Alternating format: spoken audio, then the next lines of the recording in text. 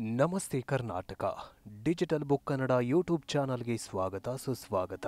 ವಿಡಿಯೋವನ್ನು ಶುರು ಮಾಡೋದಕ್ಕಿಂತ ಮುಂಚೆ ಎಸ್.ಎಂ. ಕೃಷ್ಣ ಅವರ ಬಗ್ಗೆ ನಿಮ್ಮ ಅನಿಸಿಕೆ ಏನು ಅನ್ನೋದನ್ನ ಕಮೆಂಟ್ ಮೂಲಕ ತಿಳಿಸಿ. ಇಂದು ಮಾಜಿ ಮುಖ್ಯಮಂತ್ರಿ ಎಸ್.ಎಂ. ಕೃಷ್ಣ ಅವರು ವಿಧಿವಶರಾಗಿದ್ದಾರೆ.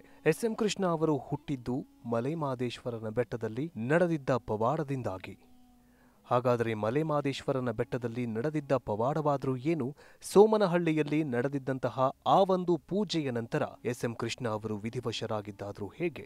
ಇಂದಿರಾ ಗಾಂಧಿಯವರು ಆ ಒಂದು ಯಂತ್ರವನ್ನ ಕೊಟ್ಟಿದ್ದರಿಂದ ಎಸ್.ಎಂ. ಕೃಷ್ಣ ಅವರು ಇಷ್ಟು ದೊಡ್ಡ ಮಟ್ಟಕ್ಕೆ ಬೆಳೆದಿದ್ದಾದ್ರೂ ಹೇಗೆ ಅನ್ನೋದನ್ನ ಈ ವಿಡಿಯೋದಲ್ಲಿ ಸಂಪೂರ್ಣವಾಗಿ ಹೇಳಿಕೊಡ್ತೀವಿ. ಜೊತೆಗೆ ತಿರುಪತಿ ತಿಮ್ಮಪ್ಪನನ್ನ ಯಾಕೆ ಎಸ್.ಎಂ. ಕೃಷ್ಣ ಅವರು ದ್ವೇಷಿಸ್ತಾ ಇದ್ರು, ಈ ಪ್ರಶ್ನೆಗೂ ಕೂಡ ಉತ್ತರ ಈ ವಿಡಿಯೋದಲ್ಲಿ. 1999 ಅಕ್ಟೋಬರ್ 17ರಂದು ಕರ್ನಾಟಕದ ರಾಜಕೀಯ ಇತಿಹಾಸದಲ್ಲೇ ಮರೆಯಲಾಗದ ದಿನವಾಗಿತ್ತು. ಹೌದು, ಕರ್ನಾಟಕ ಕಂಡ ಅತ್ಯದ್ಭುತ ಮುಖ್ಯಮಂತ್ರಿ ಎಸ್.ಎಂ. ಕೃಷ್ಣ ವಿಧಿವಶರಾಗಿದ್ದಾರೆ. ರಾಜ್ಯದ ಮಾಜಿ ಮುಖ್ಯಮಂತ್ರಿ, ಮಾಜಿ ವಿದೇಶಾಂಗ ಸಚಿವ ಎಸ್.ಎಂ. ಕೃಷ್ಣ ವಿಧಿವಶರಾಗಿದ್ದಾರೆ. ವಯೋಸಹಜ ಕಾಯಿಲೆಯಿಂದ ಬಳಲುತ್ತಿದ್ದ ಎಸ್.ಎಂ. ಕೃಷ್ಣ ಅವರನ್ನ ನಗರದ ಖಾಸಗಿ ಆಸ್ಪತ್ರೆಯಲ್ಲಿ ದಾಖಲಿಸಲಾಗಿತ್ತು. ಇದೀಗ ಅವರು ಚಿಕಿತ್ಸೆ ಫಲಕಾರಿಯಾಗದೆ ಕೊನೆಯುಸಿರೆಳೆದಿದ್ದಾರೆ. ವಯೋಸಹಜ ಅನಾರೋಗ್ಯದಿಂದ ಬಳಲುತ್ತಿದ್ದ ಎಸ್.ಎಂ. ಕೃಷ್ಣ ಅವರನ್ನ ಮೊದಲು ವೈದೇಹಿ ಆಸ್ಪತ್ರೆಗೆ ಚಿಕಿತ್ಸೆಗಾಗಿ ದಾಖಲು ಮಾಡಲಾಗಿತ್ತು.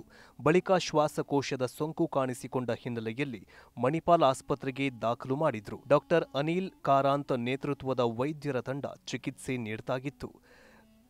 ಎಸ್.ಎಂ. ಕೃಷ್ಣ ನಿಧನದ ಬಗ್ಗೆ ಸಿಎಂ ಸಿದ್ದರಾಮಯ್ಯ ಟ್ವೀಟ್ ಮಾಡಿದ್ದು, ಮಾಜಿ ಮುಖ್ಯಮಂತ್ರಿ ಎಸ್.ಎಂ. ಕೃಷ್ಣ ಅವರ ಸಾವಿನಿಂದ ಆಘಾತಕ್ಕೀಡಾಗಿದ್ದೇನೆ. ರಾಜ್ಯ ಮತ್ತು ಕೇಂದ್ರ ಸಚಿವರಾಗಿ ಹಾಗೂ ಮುಖ್ಯಮಂತ್ರಿಯಾಗಿದ್ದ ಕೃಷ್ಣ ಅವರು ಸಲ್ಲಿಸಿರುವ ಸೇವೆ ಅನುಪಮವಾದುದು. ವಿಶೇಷವಾಗಿ ಮುಖ್ಯಮಂತ್ರಿ ಆಗಿದ್ದ ಸಂದರ್ಭದಲ್ಲಿ ಐಟಿ-ಬಿಟಿ ಕ್ಷೇತ್ರದ ಬೆಳವಣಿಗೆಗೆ ಅವರು ನೀಡಿರುವ ಕೊಡುಗೆಗಾಗಿ ಕರ್ನಾಟಕ ಸದಾ ಚಿರಋಣಿಯಾಗಿರತ್ತೆ ಅಂತ ಸಿದ್ದರಾಮಯ್ಯ ಅವರು ಹೇಳಿದ್ದಾರೆ. ಮದ್ದೂರಿನ ಸೋಮನಹಳ್ಳಿಯಿಂದ ವಿಶ್ವಸಂಸ್ಥೆಯವರೆಗೆ ಎಸ್.ಎಂ. ಕೃಷ್ಣ ರಾಜಕೀಯ ಜೀವನವೇ ರೋಚಕ. ಹೌದು, ಕರ್ನಾಟಕದ 16ನೇ ಮುಖ್ಯಮಂತ್ರಿಯಾಗಿ 1999ರಿಂದ 2004ರವರೆಗಿನ ಆಡಳಿತ ನಡೆಸಿದ್ದು, 21ನೇ ಶತಮಾನದ ಆರಂಭದಲ್ಲಿ ಇಂದಿನ ಬೆಂಗಳೂರಿನ ಅಭಿವೃದ್ಧಿಗೆ ಅಡಿಪಾಯ ಹಾಕಿಕೊಟ್ಟಿದ್ರು. ಬೆಂಗಳೂರನ್ನ ಸಿಂಗಪೂರ್ ಮಾಡಬೇಕು ಎಂಬ ಕನಸು ಕಂಡಿದ್ರು ಕೃಷ್ಣ. ಮೂಲತಃ ಸಮಾಜವಾದಿ ಪಕ್ಷದವರಾಗಿದ್ದ ಕೃಷ್ಣ ಅವರು ಕಾಂಗ್ರೆಸ್ಗೆ ಸೇರಿ ಸರಿಸುಮಾರು 5 ದಶಕಗಳ ಕಟ್ಟಾಳುವಿನಂತೆ ದುಡಿದು ತಮ್ಮ ಜೀವನದ ಕೊನೆಯ ವರ್ಷಗಳಲ್ಲಿ ಬಿಜೆಪಿ ಸೇರಿ ಬಳಿಕ ರಾಜಕೀಯ ಜೀವನಕ್ಕೆ ವಿದಾಯ ಹೇಳಿದ್ರು. 21ನೇ ಶತಮಾನ ಆರಂಭವಾಗ್ತಾ ಇದ್ದ ಸಂದರ್ಭದಲ್ಲಿ ಎಸ್.ಎಂ. ಕೃಷ್ಣ ಅವರು ಕರ್ನಾಟಕ ಮುಖ್ಯಮಂತ್ರಿಯಾಗಿದ್ದಾಗ ಕೃಷ್ಣ ಬೆಂಗಳೂರಿನ ಇಂದಿನ ಶ್ರೇಯಸ್ ಅಭಿವೃದ್ಧಿಗೆ ಅಡಿಪಾಯ ಹಾಕಿಕೊಟ್ಟಿದ್ರು. ಬೆಂಗಳೂರನ್ನ ಸಿಂಗಪೂರ್ ಮಾಡಬೇಕು ಅಂದುಕೊಂಡಿದ್ದ ಅವರು ಐಟಿ-ಬಿಟಿ ಯೋಜನೆಗಳು, ಮೂಲ ಸೌಕರ್ಯಕ್ಕೆ ಒತ್ತು ನೀಡಿ ಹಲವು ಯೋಜನೆಗಳನ್ನ ಜಾರಿಗೆ ತಂದಿದ್ರು. ಕೇಂದ್ರ ಸಚಿವರಾಗಿದ್ದ ಸಂದರ್ಭದಲ್ಲಿಯೂ ಕರ್ನಾಟಕ ಬೆಂಗಳೂರಿಗೆ ವಿವಿಧ ಯೋಜನೆಗಳನ್ನ ಕೊಡುಗೆ ನೀಡಿದ್ದಾರೆ. ರಾಜಕೀಯ ಜೀವನದಲ್ಲಿ ಒಟ್ಟು 10 ಚುನಾವಣೆಗಳನ್ನ ಎದುರಿಸಿದ್ರು. 6 ವಿಧಾನಸಭಾ ಚುನಾವಣೆಗಳನ್ನ ಎದುರಿಸಿದ್ದು, ಅವುಗಳಲ್ಲಿ 4ರಲ್ಲಿ ಗೆಲುವು, 2 ಚುನಾವಣೆಗಳಲ್ಲಿ ಸೋಲನ್ನ ಎದುರಿಸಿದ್ರು. 4 ಲೋಕಸಭಾ ಚುನಾವಣೆಗಳನ್ನ ಎದುರಿಸಿದ್ದು, ಈ ಪೈಕಿ 3 ಲೋಕಸಭಾ ಚುನಾವಣೆಗಳಲ್ಲಿ ಗೆಲುವು ಪಡೆದು 1 ಚುನಾವಣೆಯಲ್ಲಿ ಸೋಲನ್ನ ಕಂಡಿದ್ರು. ಮದ್ದೂರು ಕ್ಷೇತ್ರದಿಂದ 3 ಬಾರಿ ಹಾಗೂ ಚಾಮರಾಜಪೇಟೆಯಿಂದ 1 ಬಾರಿ ಶಾಸಕರಾಗಿದ್ರು. 3 ಬಾರಿ ಮಂಡ್ಯ ಲೋಕಸಭಾ ಕ್ಷೇತ್ರದಿಂದ ಸಂಸದರಾಗಿದ್ರು. 1 ಬಾರಿ ವಿಧಾನ ಪರಿಷತ್ ಸದಸ್ಯರಾಗಿದ್ರು. 2 ಬಾರಿ ರಾಜ್ಯಸಭಾ ಸದಸ್ಯರೂ ಆಗಿದ್ರು. 1962ರಲ್ಲಿ ಮೊದಲ ಬಾರಿಗೆ ವಿಧಾನಸಭೆಗೆ ಆಯ್ಕೆಯಾಗ್ತಾರೆ. 1965ರಲ್ಲಿ ಭಾರತದ ಪ್ರತಿನಿಧಿಯಾಗಿ ಕಾಮನ್ವೆಲ್ತ್ ಒಕ್ಕೂಟದಲ್ಲಿ ಭಾಗಿಯಾಗಿದ್ರು. 1968ರಲ್ಲಿ ಮಂಡ್ಯ ಲೋಕಸಭಾ ಕ್ಷೇತ್ರದಿಂದ ಸಮಾಜವಾದಿ ಪಕ್ಷದಿಂದ ಸಂಸದರಾಗಿ ಆಯ್ಕೆಯಾಗಿದ್ರು. 1971ರಲ್ಲಿ ಮಂಡ್ಯದಿಂದಲೇ ಕಾಂಗ್ರೆಸ್ನಿಂದ ಸ್ಪರ್ಧಿಸಿ ಆಯ್ಕೆಯಾಗಿದ್ರು. 1972ರಲ್ಲಿ ವಿಧಾನ ಪರಿಷತ್ ಸದಸ್ಯರಾಗಿ ಎಸ್.ಎಂ. ಕೃಷ್ಣ ಅವರು ಆಯ್ಕೆಯಾಗ್ತಾರೆ. 1977ರಲ್ಲಿ ಕರ್ನಾಟಕದ ವಿಧಾನ ಪರಿಷತ್ಗೆ ಚುನಾಯಿತ ಸದಸ್ಯರಾಗಿ ಆಯ್ಕೆಯಾಗಿದ್ದ ಎಸ್.ಎಂ. ಕೃಷ್ಣ ಅವರು ನಂತರ 1977ರಲ್ಲಿ ವಾಣಿಜ್ಯ, ಉದ್ಯಮ ಮತ್ತು ಸಂಸದೀಯ ವ್ಯವಹಾರಗಳ ಸಚಿವರಾಗಿ ಆಯ್ಕೆಯಾಗ್ತಾರೆ. ಇನ್ನು 1983ರಲ್ಲಿ ಕೇಂದ್ರ ಕೈಗಾರಿಕಾ ಖಾತೆ ಸಚಿವರು ಕೂಡ ಎಸ್.ಎಂ. ಕೃಷ್ಣ ಆಗಿದ್ರು. 1984ರಿಂದ 1985ರವರೆಗೆ ಕೇಂದ್ರದ ಹಣಕಾಸು ಖಾತೆಯ ಸಚಿವರಾಗಿ ಕೆಲಸ ನಿರ್ವಹಿಸಿದ್ದಾರೆ. 1989ರಿಂದ 1992ರವರೆಗೆ ವಿಧಾನಸಭೆಯ ಸ್ಪೀಕರ್ ಆಗಿ ನೇಮಕಗೊಂಡಿದ್ದರು. 1992ರಿಂದ 1994ರವರೆಗೆ ಕರ್ನಾಟಕದ ಉಪಮುಖ್ಯಮಂತ್ರಿಯಾಗಿ ನೇಮಕಗೊಂಡಿದ್ದರು. ನಂತರ 1996ರಲ್ಲಿ ರಾಜ್ಯಸಭೆಗೆ ಆಯ್ಕೆಯಾಗ್ತಾರೆ. 1999ರಲ್ಲಿ ಕರ್ನಾಟಕ ಪ್ರದೇಶ್ ಕಾಂಗ್ರೆಸ್ ಸಮಿತಿಯ ಅಧ್ಯಕ್ಷರಾಗಿ ಆಯ್ಕೆಗೊಳ್ಳುತ್ತಾರೆ ಎಸ್.ಎಂ. ಕೃಷ್ಣ. 1999ರಿಂದ 2004ರವರೆಗೆ ಕರ್ನಾಟಕದ ಮುಖ್ಯಮಂತ್ರಿಯಾಗಿ ಸೇವೆ ಸಲ್ಲಿಸಿದ್ರು. 2004ರಿಂದ 2008ರವರೆಗೆ ಮಹಾರಾಷ್ಟ್ರದ ರಾಜ್ಯಪಾಲರ ಹುದ್ದೆಯನ್ನ ನಿಭಾಯಿಸಿದ್ರು.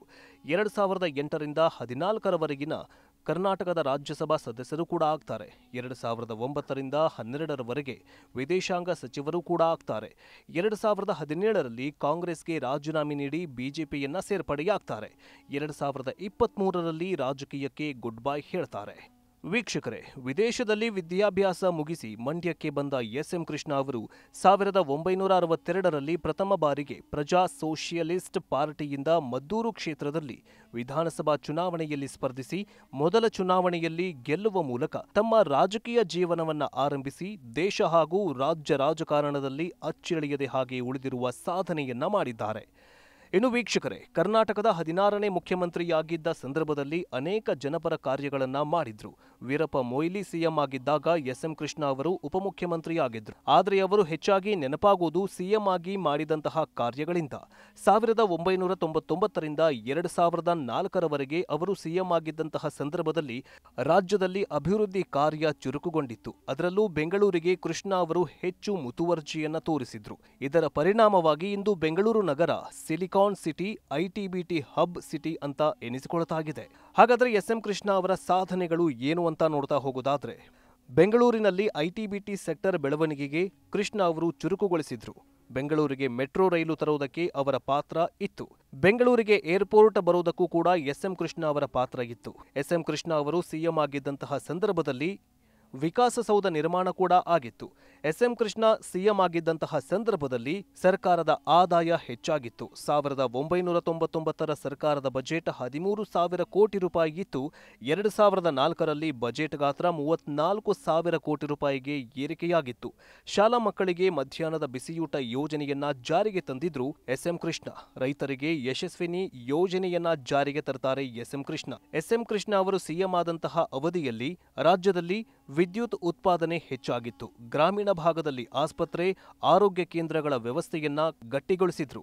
ನೀರಾವರಿ ಆಧುನೀಕರಣ, ರಾಜ್ಯ ರಸ್ತೆ ಮೂಲಸೌಕರ್ಯಗಳ ಅಭಿವೃದ್ಧಿ, ಬಿಎಂಟಿಸಿ, ಕೆಎಸ್ಆರ್ಟಿಸಿಗಳಿಗೆ ಹೋಲುವದಂತಹ ಲಕ್ಸುರಿ ಬಸ್ಗಳನ್ನ ತರುವ ಪ್ರಯೋಗವನ್ನು ಕೂಡ ಎಸ್.ಎಂ. ಕೃಷ್ಣ ಮಾಡಿದ್ರು. ಹೀಗೆ ದೇಶಕ್ಕೆ, ರಾಜ್ಯಕ್ಕೆ ಅಮೋಘ ಕೊಡುಗೆ ನೀಡಿದ್ದ ಎಸ್.ಎಂ. ಕೃಷ್ಣ ಅವರನ್ನ ಬೆಂಗಳೂರು ವಿಶೇಷ ಕಾರಣಕ್ಕೆ ಎಂದು ನೆನಪಿಸಿಕೊಳ್ಳುತ್ತೆ. ಬೆಂಗಳೂರಿನತ್ತ ವಿಶ್ವವೇ ತಿರುಗಿ ನೋಡುವಂತೆ ಮಾಡಿದ ಕೀರ್ತಿ ಕೃಷ್ಣ ಅವರದ್ದಾಗಿದೆ. ಸಿಲಿಕಾನ್ ಸಿಟಿಯನ್ನ ಐಟಿ-ಬಿಟಿ ಹಬ್ ನಗರವನ್ನಾಗಿ ಮಾಡಿ ಕರ್ನಾಟಕದ ಆರ್ಥಿಕತೆಗೆ ಬಹುದೊಡ್ಡ ಕೊಡುಗೆಯಾಗಿ ನೀಡುವಲ್ಲಿ ಕೃಷ್ಣ ಅವರು ಮಹತ್ವದ ಪಾತ್ರ ವಹಿಸಿದ್ರು. ಮಹಾತ್ಮ ಗಾಂಧಿಗೆ ಹೂವಿನ ಹಾರ ಹಾಕಿದ್ದ ಎಸ್.ಎಂ. ಕೃಷ್ಣ. ಇನ್ನು ಕೃಷ್ಣ ಅವರ ತಂದೆ ತಾಯಿಗೆ ಒಟ್ಟು 10 ಮಕ್ಕಳು. ಕೃಷ್ಣ ಅವರು 6ನೇ ಮಗ. ಇವರ ಹಿಂದೆ 5 ಹೆಣ್ಣು ಮಕ್ಕಳು ಹಾಗೂ ಓರ್ವ, ಇವರ ಬಳಿಕ 1 ಗಂಡು ಮಗು ಹಾಗೂ 3 ಮಂದಿ ಹೆಣ್ಣು ಮಕ್ಕಳು ಜನಿಸಿದ್ರು.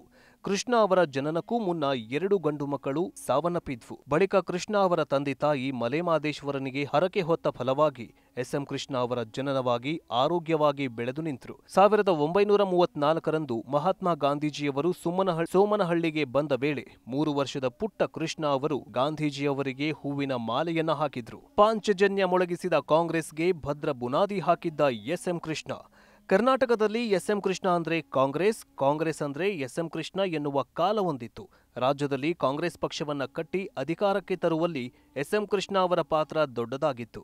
ಅಲ್ಲದೆ ಅವರು ಆಡಳಿತ ನಡೆಸಿದಂತಹ ಅವಧಿಯಲ್ಲಿ ಸಾಲು ಸಾಲು ಸೋಲುಗಳ ಸುರಿಮಳೆಗೆ ಆಗಿತ್ತು. ಅದರಲ್ಲೂ ಪಾಂಚಜನ್ಯ ಯಾತ್ರೆ ಎಸ್.ಎಂ. ಕೃಷ್ಣ ಅವರಿಗಷ್ಟೇ ಅಲ್ಲ, ಇಡೀ ಕರ್ನಾಟಕ ಪ್ರದೇಶ್ ಕಾಂಗ್ರೆಸ್ಗೆ ಮರುಜೀವ ಅಂತಲೇ ಹೇಳಬಹುದು.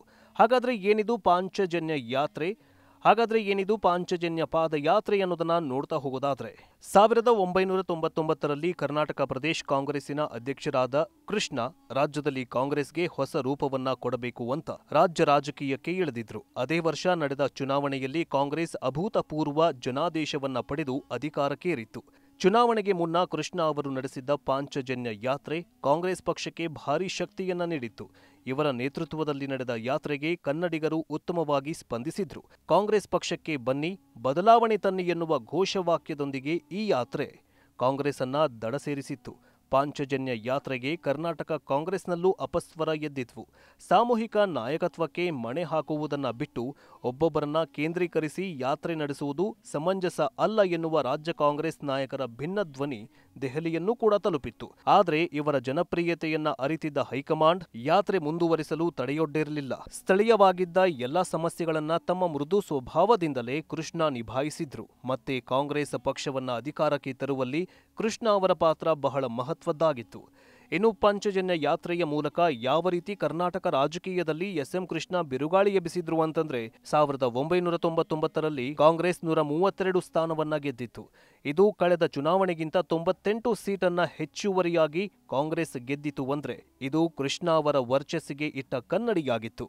ಕಾಂಗ್ರೆಸ್ ಪಾರ್ಟಿಗೆ ಬಹುಮತ ಬಂದ ನಂತರ ಮುಖ್ಯಮಂತ್ರಿ ಯಾರಾಗಬೇಕು ಅನ್ನೋದು ಕೂಡ ರಾಜ್ಯ ಕಾಂಗ್ರೆಸ್ನಲ್ಲಿ ಪ್ರತಿಷ್ಠೆಗೆ ಕಾರಣವಾಗಿತ್ತು. ಆ ವೇಳೆ ಆಗಿನ ಕಾನೂನು ಸಚಿವ ಎಚ್.ಕೆ. ಪಾಟೀಲ್ ಆದಿಯಾಗಿ ಬಹುತೇಕ ಕಾಂಗ್ರೆಸ್ ಶಾಸಕರು ಕೃಷ್ಣ ಅವರೇ ಸಿಎಂ ಆಗಬೇಕು ಅಂತ ಮೆರವಣಿಗೆ ಮಾಡಿದ್ರು. ಕರ್ನಾಟಕದಲ್ಲಿ ಪ್ರಾರಂಭಿಸಿದ ಪಾಂಚಜನ್ಯ ಯಾತ್ರೆ ಅಂದಿನ ಕಾಂಗ್ರೆಸ್ಗೆ ಮರುಹುಟ್ಟು ಅಂತಲೇ ಹೇಳಬಹುದಾಗಿತ್ತು.